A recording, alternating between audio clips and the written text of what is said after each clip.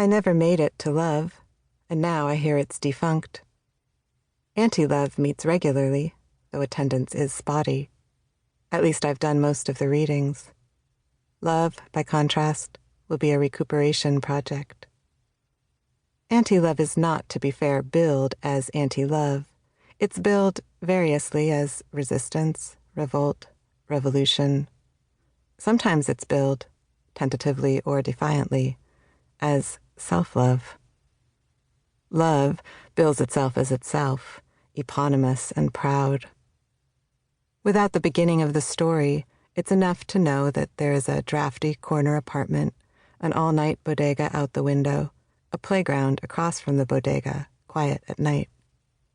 There is an abundance of emotion, enough years, enough fucks and near-fucks and pseudo-fucks, enough expectations unanswered because unheard or unsaid. And it is that abundance that is known, a partial knowing, as excess is always, paradoxically, partial. Without the beginning of the story, it is insufficient but still necessary to have a picture of the surround, not only the bodega and the playground, but the news reports filtering up from the apartment below.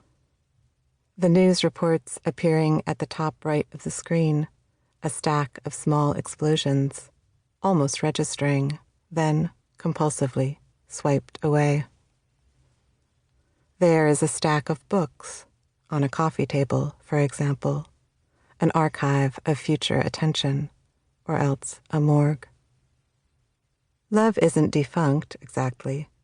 It's been reduced to a virtual form of itself, flesh into type, an assembly turned list.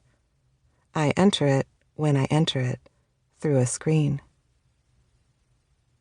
Don't be fooled by the present tense, the future tense, when they occur, which they will. This is a story about the past. It's already over. When I say that the story is over, I mean that a merger has happened, which is not to say an acquisition. This is a story about two groups. I am also insisting on the safety of storytelling to protect myself and you from a certain pain. Story is a safe emergency. One of the members of Anti-Love is a psychoanalyst, a fact rarely mentioned in our meetings, though the language of this fact, safe emergency, edges in. The psychoanalyst is from Buenos Aires, where an hour of therapy can cost the same as a burger. As a result, a large portion of the population is in treatment. We absorb such unverifiable facts from conversation, and they become a part of us.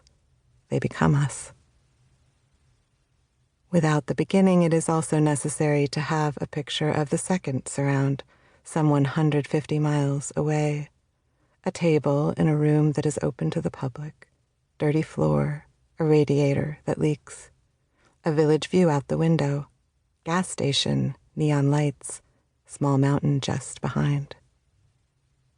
How are we to know who started things?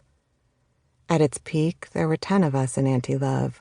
We'd sit around the improvised wooden table, peer at one another over mugs of coffee or of beer.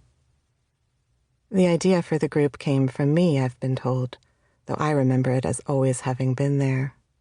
Not always in the strict sense. It appeared when I needed it, an acquired taste. Tonight, I met a man who was beautiful and tall, who wore capitalism like a well-fitting suit. Anti-Love recognized him, shone a light, for example. Love was different. You wonder if I have a story to tell. I was invited to love, the way salt is invited to the early winter road.